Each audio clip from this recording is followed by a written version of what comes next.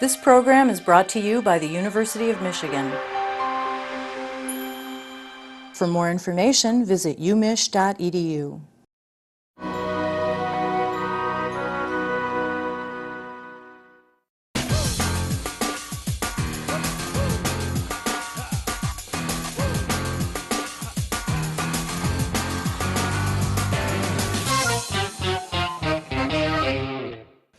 Born on March 3rd, 1916, Jacque Fresco has been called many things. Designer, architect, inventor, author, and futurist. His sensibilities stem from a first-hand experience of the Great Depression, a detailed understanding of the effects of a scarcity-based economy and the conflicts it produces. Primarily self-taught, Jacque advocates for a society that pursues science and technology as a means of continually educating itself, believing that such a society neither wants nor needs to be controlled. Proclaimed a visionary, Jacque offers bold and complete reformation of the world's social constructs to promise a brighter tomorrow, if we can unite as humans in its pursuit today. Jacque Fresco represents not only the sincerest belief of artists and designers to effect positive change in a society, but a pure conviction, if not responsibility, to absolve failing systems. In a 1974 interview with Larry King, Jacque Fresco can best be quoted with the following: "There are no Negro problems or Polish problems, or Jewish problems or Greek problems or women's problems. There are only human problems." Ladies and gentlemen, it is my pleasure to introduce Jacque Fresco.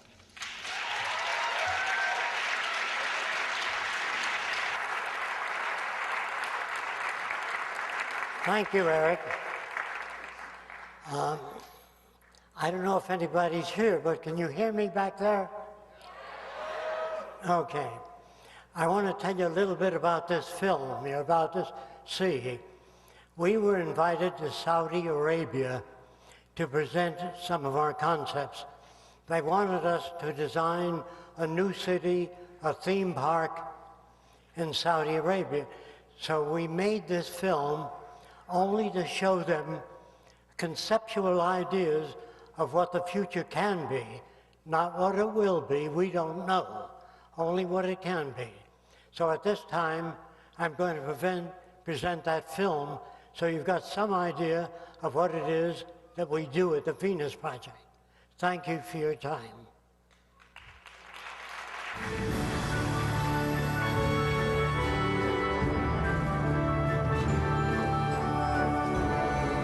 A nation without a vision of what the future can be is bound to repeat past errors over and over again.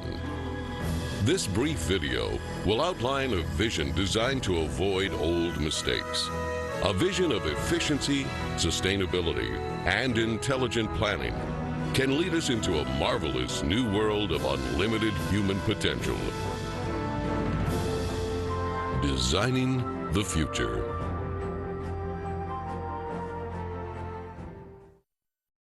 This vision could be a showcase of what the world can be in our cybernated age. Science and technology could be used for human betterment and the restoration and protection of the environment, serving as an example of the intelligent application of a systems approach. While some people advocate the restoration of existing, worn-out cities, these efforts fall short of the potentials of modern technology. Repairing outmoded cities results in higher costs of operation and maintenance. It is actually less expensive in the long run to build newer cities from the ground up than to restore and maintain old ones. A total city system approach requires overall planning to attain a higher standard of living for all the city's occupants. The circular arrangement efficiently permits the most sophisticated use of available resources and construction techniques with a minimum expenditure of energy. This can make available to all people the most advanced amenities that modern science and technology can provide. It could be the hub and learning center where people from all over the world visit and hopefully emulate this design approach in other parts of the world. Design considerations for these new cities include its overall functioning, its ease of assembly, the reduction of maintenance, efficient transportation, and its simplicity and durability. This will include the flexibility to permit ongoing and later changes. The city would function as an evolving, integrated organism rather than a static structure. This systems approach envisions assembling entire cities by standardizing basic structural elements, which are prefabricated in automated plants and assembled on site. Many of these buildings would be comprised of standard units that can be arranged to meet many different requirements. This approach means that these cities can be extremely cost efficient because only one sector needs to be designed, which can be duplicated repeatedly for the completion of an entire city. Our approach makes it possible to sell or license these building methods and designs as totally integrated city systems anywhere in the world. The outer perimeter will be part of the recreational area with golf courses, hiking and biking trails, and opportunities for water sports. Inside this area, a waterway surrounds an agricultural belt with indoor and outdoor agriculture.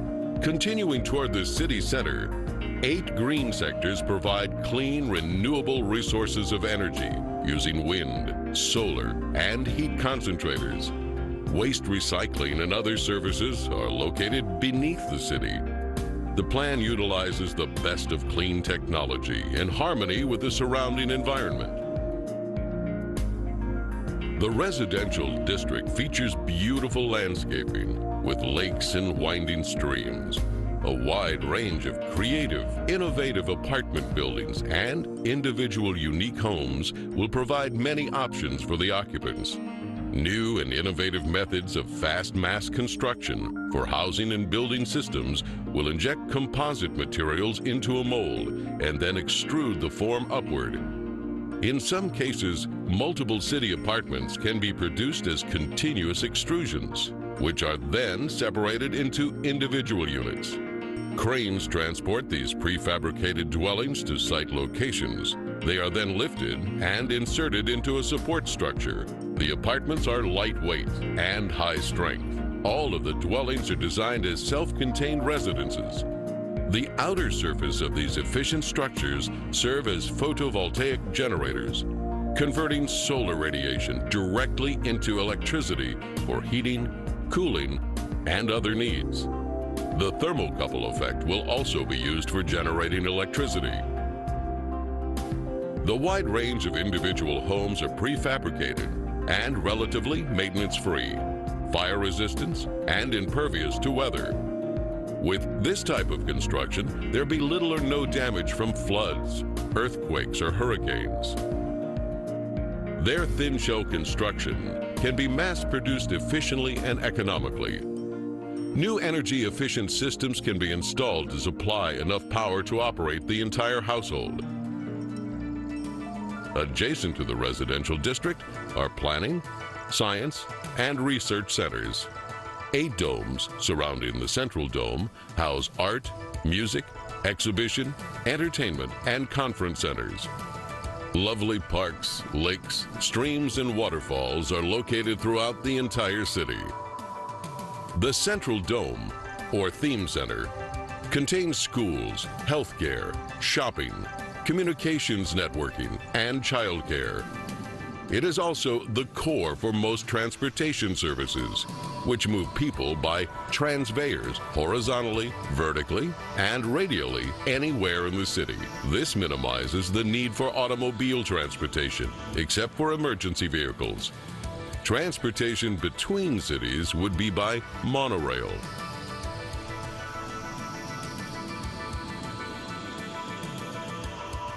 The central dome will eventually house a cybernated complex, which serves as the brain and nervous system of the entire city.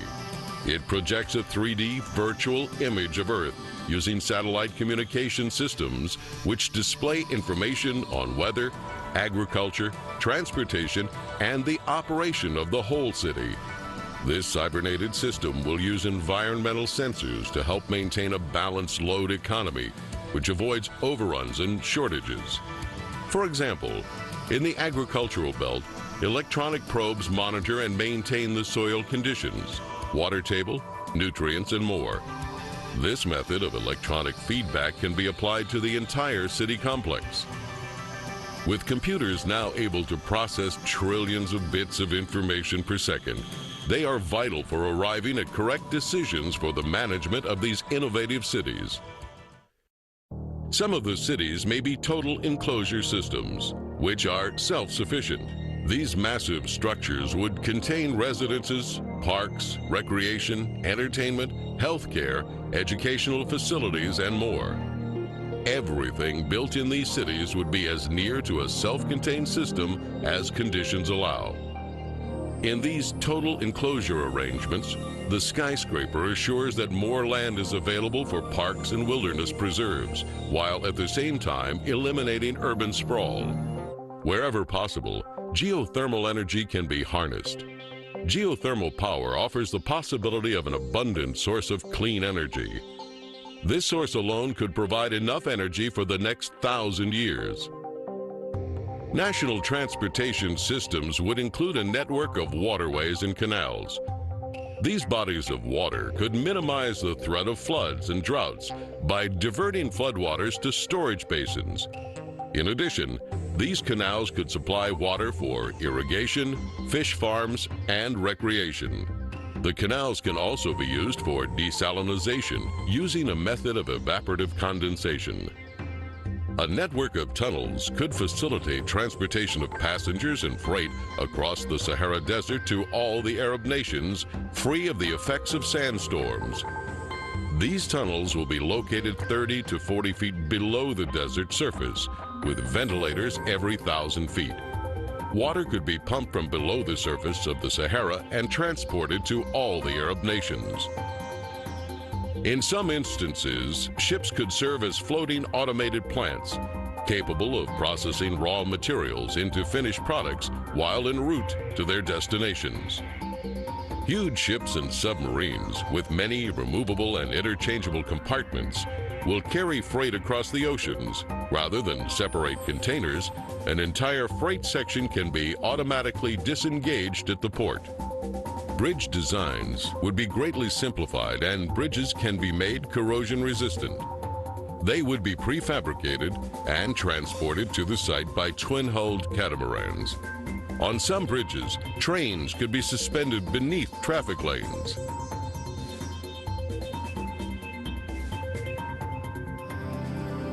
Colonization of the oceans is one of the last frontiers remaining on Earth. Prodigious oceanic city communities will evolve as artificial islands, floating structures, undersea observatories, and more. These large marine structures are designed to explore the relatively untapped riches of the oceans and provide improved mariculture, freshwater production, energy, and mining. This could offset land-based shortages. They could also provide almost unlimited riches in pharmaceuticals, chemicals, fertilizers, minerals, oil, and natural gas. Ocean cities would be resistant to earthquakes and greatly relieve land-based population pressures. The population would vary from several hundred to many thousand. Underwater oceanic viewing and research facilities provide expansive panoramic observations of the undersea world in its natural habitat without disturbing the ocean environment.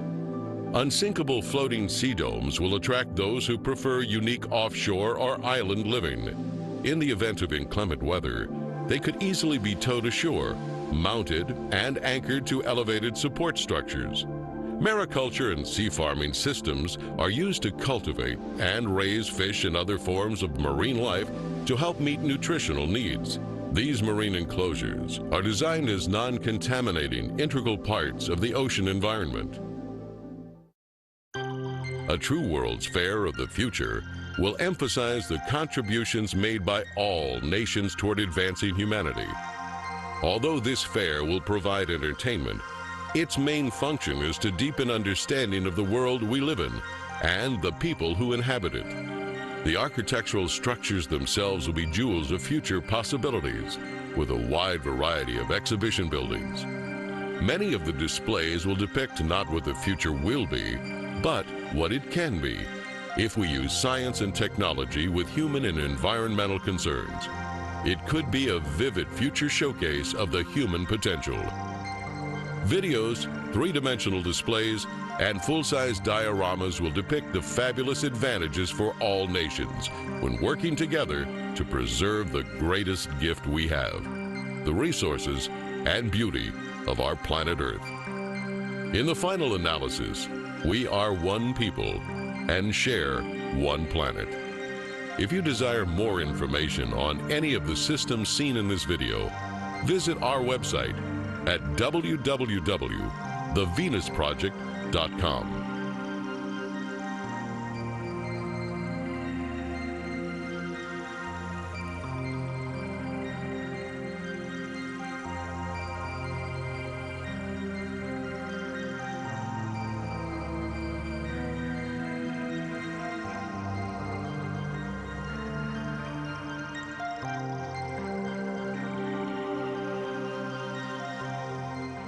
No one can really predict the future. There are too many unforeseen variables. In the future, a city should be self-contained, electric generating systems on all the rooftops and roadways. It should contain shopping centers, medical care, child care, schools, everything that a city needs. But if you build suburbia, you designers that are going to go out there in the future and develop all these new communities, if you build a community, you have to drive that way to school, taking kids to school, that way for shopping, that way for the dentist, the other way for a doctor. When the cities of the future design, they have to be self-contained and contain everything that people would need. And of course, the city of the future would have to be part of a global integrated system, where there are no longer separate nations, and all of the Earth's resources would be declared the common heritage of all the world's people. That's if you don't want war, if you don't want depressions, economic boom and bust. You have to redesign the culture based on scientific scales of performance. Now that means that instead of people sitting around designing the future, you have to base it upon a global survey. The first thing that has to be done is to invite all nations to participate in a global system. After all, when you think about it, where do you think we got this country from? We stole it from the Indians, New Mexico, the Spaniards. And this is true of all nations. I'm sorry to say this, but they all basically corrupt. All nations today. There's no way out. I just want to tell you, potential soldiers who are going to enlist in the Army or have already enlisted, all wars are phony. It represents a supreme failure of nations to bridge the difference between one another. When they conscript your lives, when they conscript you to serve, to give your life for this country, they should conscript all the war industries, so no one makes a buck out of war. Then it's real. Do you understand what I'm saying? They make billions out of war, and shooting Japanese on World War II on all the Pacific Islands, that's the wrong thing to do. They don't even know how to fight a war. What you should have done was arrange long-range bombers, knock out the power projects in Germany and Japan, the electric generators, the dams. You don't need to shoot soldiers on the islands. When you do that, as long as the generators can operate the factories, they will turn out weapons of war. War is big business. People make lots of money on it, and it's not to bring democracy to undeveloped countries. We have never had a democracy in this country at any time. Democracy is an illusion. And I'll try to give you an idea. I'll try to give you an idea of what democracy would really be like. Our president would criticize a country for about an hour, hour and a half. When he's through, we would invite the prime minister of that country on the air to give his point of view. Then would you invite the Prime Minister of Sweden? Says they're both wrong. This is how we see it. That's a democracy. All points of view on the air. Every religion, non-religion, agnosticism, and you turn it on or off. We've never had that at any time. And all these people say, let's take back our democracy. You can't have a democracy unless all kids have good, healthy, nutritious food. And all people have medical care from birth to death. And to get rid of the money system. As long as you've got a money system, you're going to have corruption. People pay off other people, take advantage of people.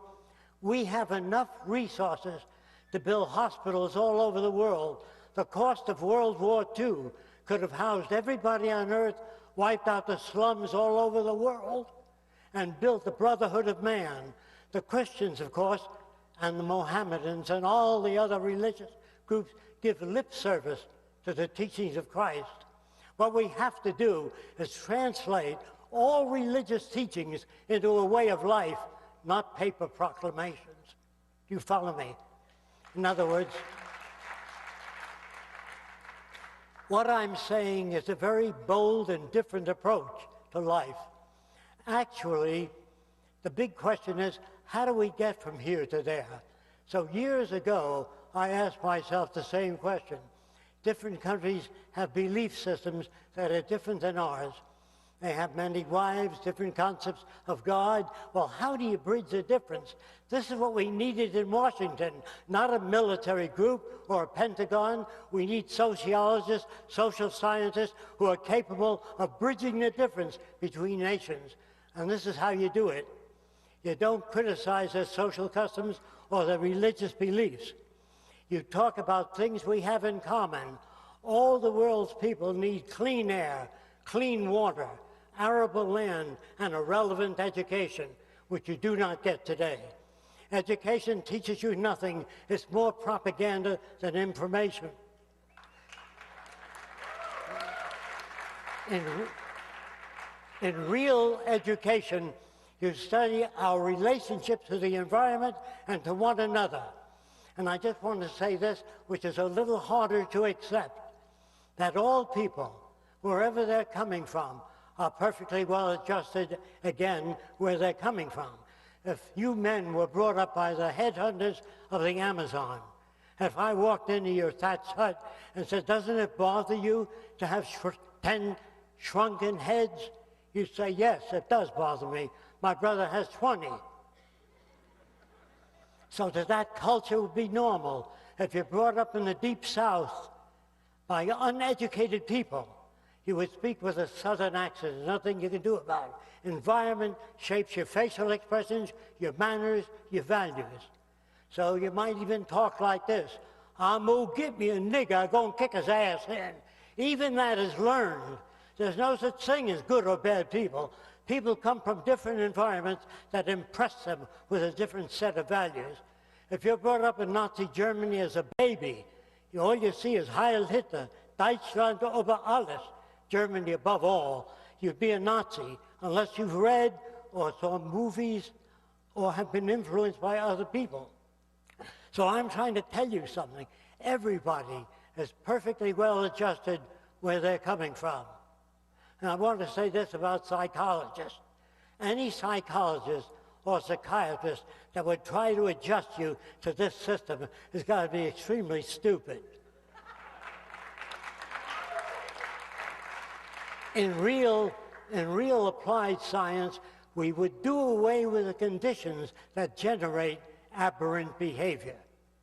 In other words, we now know enough about human behavior to know that there's no such thing as gifted people. All the crap that you get in most schools are artificial.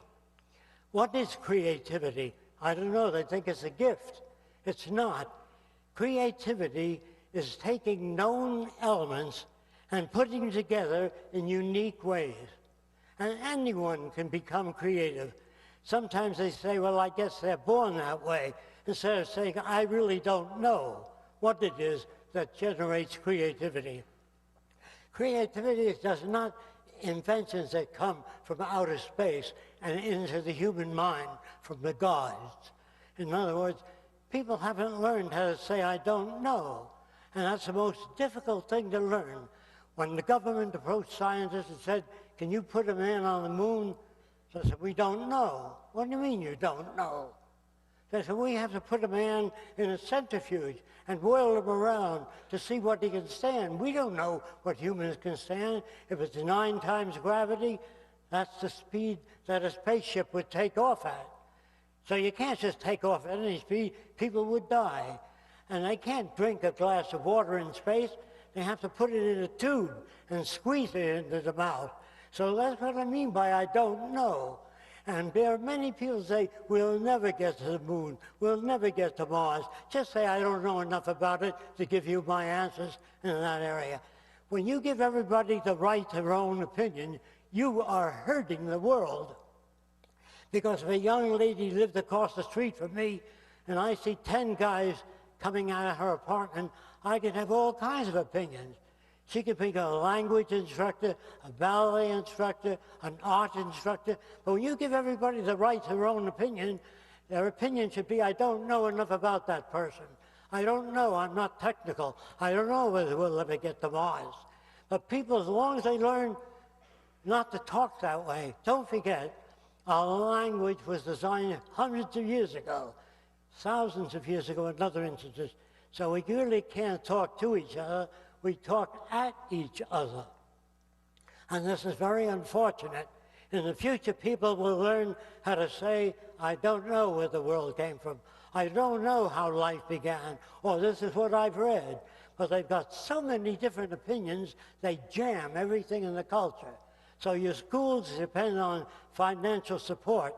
And if you attack the financial structure, they really don't want you speaking at schools because they need those endowments. So your motion pictures, your soap operas are all designed to fit the established culture. Now, all cultures in the world today are established. What we need is something else, an emergent culture. An emergent culture means there are no final frontiers, no utopias, that we keep going on. And the word intelligence has no meaning. In other words, an intelligent electrical engineer of 75 years ago couldn't get a job today. So the word intelligence is a ridiculous term because it's an ongoing process. There's no such thing as civilization.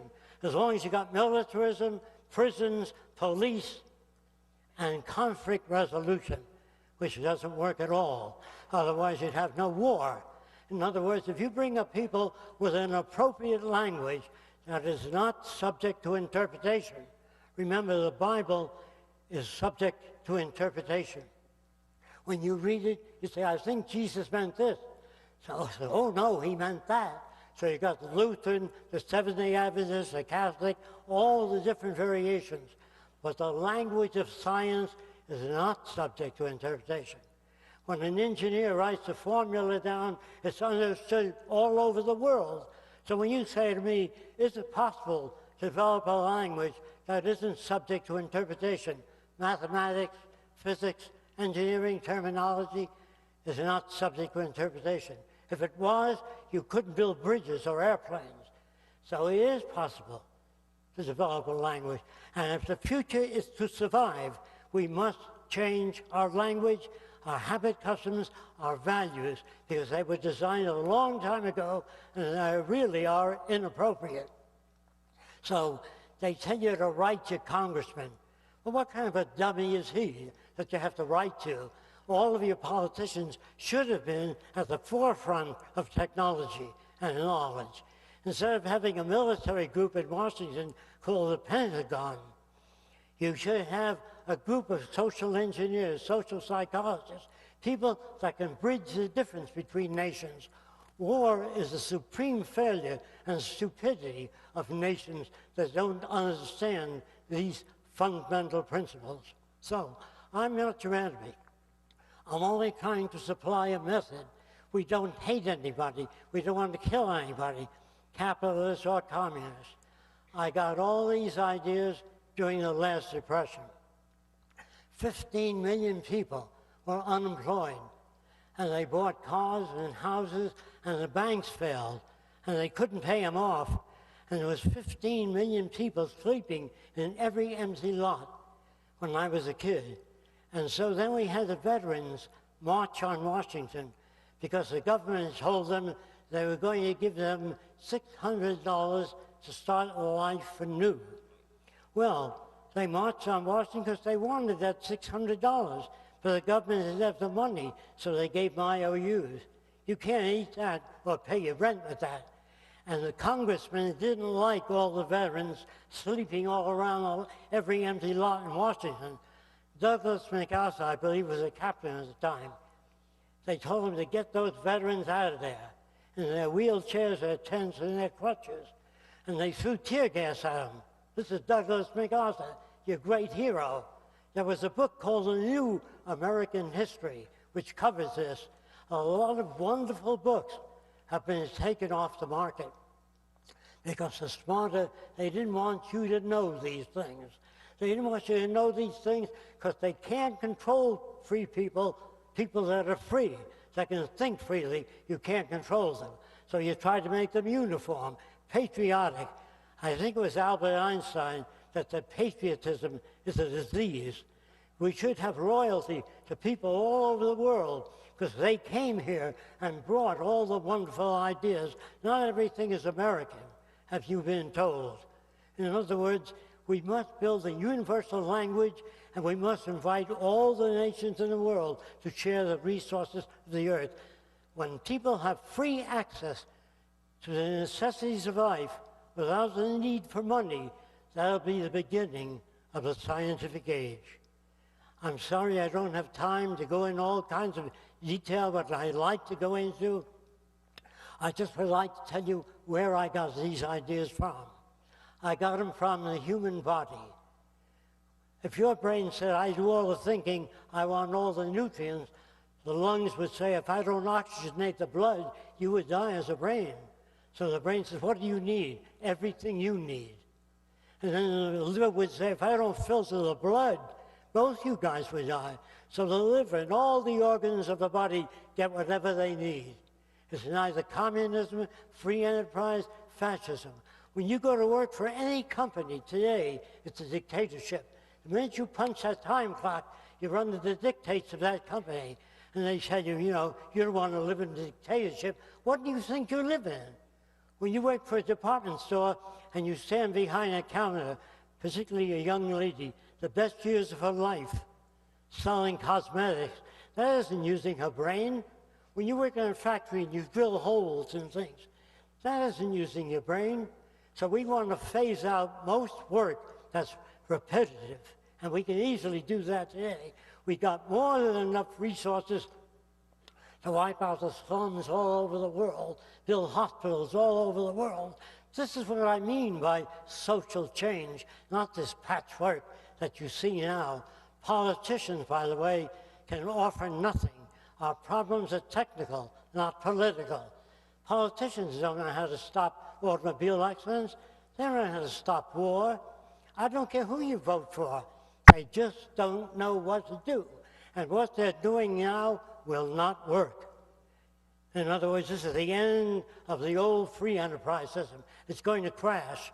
And when it crashes, we hope that we're able to make a motion picture of how we get from here to the future. And since we're not being sponsored, we make these short television runs just to get our foot in the door in Saudi Arabia. All they want to know is how to make money. So we make this type film. Once we get to Saudi Arabia, we work on them and turn around into a global point of view. This is what has to be done. There's going to be a question period in another area. Thank you for your time. I deeply appreciate the opportunity of talking to you.